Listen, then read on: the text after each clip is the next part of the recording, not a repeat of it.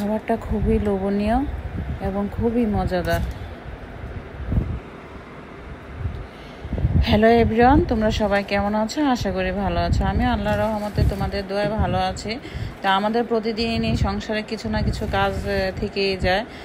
ভাবছি অনেক দিন ধরে অ্যাকোয়ারিয়ামটা পরিষ্কার করবো, সে যে কবে করেছি তা বলতে পারবো না। এই যে মাছগুলো আগে থেকে নামাই নিতে হয়, তো পাথরগুলো নামিয়ে নিয়েছে আগে, তারপরে ভিতরটা একটু ভীম দিয়ে মেজে নিয়েছি। অবশ্য সবাই বলে ভীম দিয়ে মাজলে নাকি মাছ মরে যায়, কিন্তু আমি সব সময় ভীম দিয়ে গ্লাসটা পরিষ্কার করি, কারণ গ্লাসটা না হয় পরিষ্কার দেখা যায় না। তো পাথরগুলো দেওয়া শেষ হয়ে গিয়েছে, এখন এইভাবে বিছিয়ে দিতে হবে। আসলে মানুষের যত্নে রত্ন মিলে, সবাই বলে কথাটা, তাই সব কিছুতে যত্ন রাখলে ভালো থাকে। এই যে ওষুধগুলা দিতে হয় মাছ পরে যখন অ্যাকোয়ারিয়াম পরিষ্কার করা হবে, তখন এই ওষুধগুলা দিয়ে দিতে হয়। তো এই যে আমার অ্যাকোয়ারিয়ামটা পুরোটাই পরিষ্কার করা হয়ে গিয়েছে, এখন পানি ঢেলে মাছগুলোকে ছেড়ে দিচ্ছি।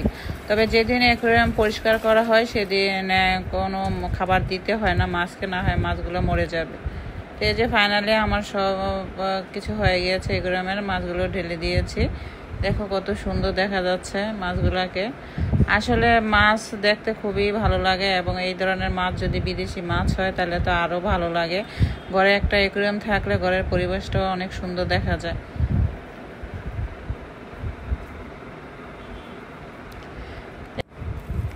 এই যে আমি নিহারির জন্য গরুর হাড় নিয়েছি, মানে পা নিয়েছি, এগুলাকে ভালো করে পরিষ্কার করে নিতে হবে। আসলে আমরা দুজন মানুষ, কিন্তু হাড়গো নিয়েছি অনেকগুলো, কারণ আমাদের খালা আছে তাকেও দিব, তাই নিয়েছি। তো হাড়ের মধ্যে মাঝে মধ্যে একটু ময়লা থাকে, মানে গরুর একটু লোমকূপ থাকে, তাই ভালো করে ধুয়ে নিতে হবে এক একটা করে, কারণ কাটার সময় তো অনেক কিছু থাকতে পারে, তাই সুন্দর করে পরিষ্কার করে নিতে হবে।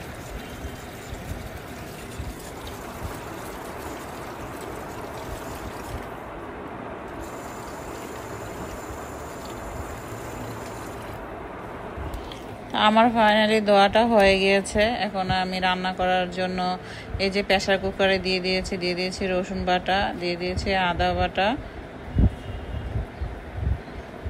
প্রেসার কুকারে রান্না করলে কি তাড়াতাড়ি হাড়টা সিদ্ধ হয়ে যায়, না হয় কয়েকদিন জ্বালিয়ে নিতে হয়। তবে আজকে আমি শর্টকাট রান্না করে দেখাচ্ছি।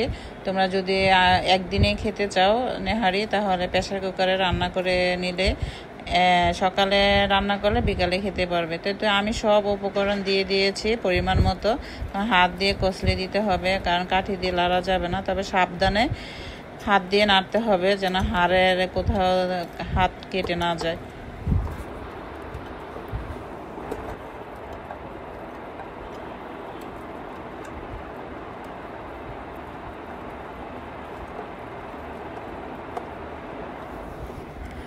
আমার মাখানো শেষ হয়ে গিয়েছে, এখন পরিমাণ মতন আমি পানি দিয়ে দিচ্ছি। এখন আমি 4 মগ পানি দিয়ে দিচ্ছি, কারণ এই হাড়গুলো একটু বড় বড় আছে, তাই পানির পরিমাণটা একটু বেশি লাগতেছে। 4 মগ পানি দিয়েছি।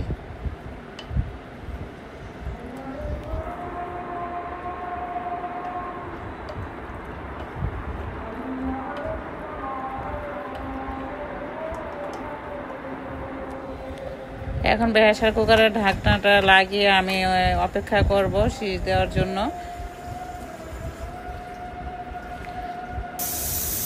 এই যে সিজ দেওয়া দিতেছে, তবে এখানে 7-8টা সিজ দিতে হবে। এই যে দেখো সিজ দেওয়া শেষ, ফাইনালি রান্নার জন্য প্রস্তুত হয়ে গিয়েছে। তা আমি এখন তেল দিয়ে ভাগার দিব। এই যে দিয়ে দিচ্ছি পেঁয়াজ কুচি, রসুন কুচি এবং 3-4টা শুকনো মরিচ। অবশ্যই কেউ তোমরা চাইলে জিরার গুঁড়ো ফোড়ন দিতে পারো, কিন্তু আমি দিইনি। একটু লাল লাল করে মশলাটাকে ভেজে নিয়ে তারপর ঢেলে দিতে হবে।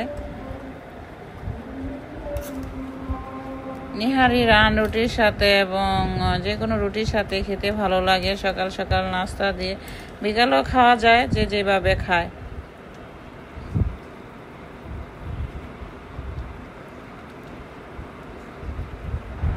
নিহারিটা রান্না হয়ে গেছে কিনা কিভাবে বুঝবে? একটা চামচ দিয়ে এইভাবে ঝোলটাকে নিবে, দেখবে ঝোলটা গাঢ় হয়ে গিয়েছে কিনা। যদি গাঢ় হয়ে যায় তাহলে বুঝে নেবে নিহারি রান্না কমপ্লিট। তা আমার নিহারি রান্নাটা কমপ্লিট হয়ে গিয়েছে, এখন আমি সাজিয়ে নেব প্লেটে। তবে আজকে আমার ভিডিওটা কেমন হয়েছে তোমরা অবশ্যই লাইক শেয়ার কমেন্ট করে এবং সাবস্ক্রাইব করে দিবে। এই যে দেখো আমার প্লেটটা সাজানো হয়ে গেছে, তোমরা এইভাবে সাজিয়ে নেবে খাওয়ার আগে। তোমরা সবাই ভালো থাকো, সুস্থ থাকো, আল্লাহ হাফেজ।